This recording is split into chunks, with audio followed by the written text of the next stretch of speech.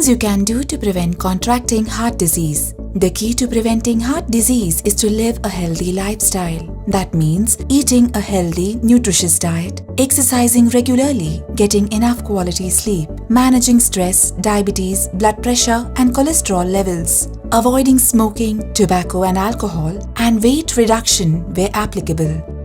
Diet. Any nutritious diet that is rich in plant-based foods and low in red meat is good for the heart, especially the Mediterranean diet. It is rich in whole grains, fruits, vegetables, leafy greens, legumes, nuts, seeds and healthy oils like olive oil.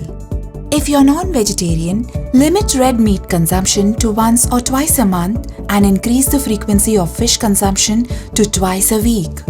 Exercise. You can keep heart disease at bay through a combination of aerobic exercise, strength training, and stretch for at least 30 minutes a day, 5 days a week. Consistency is key. Sleep. The required amount of sleep is different for different people.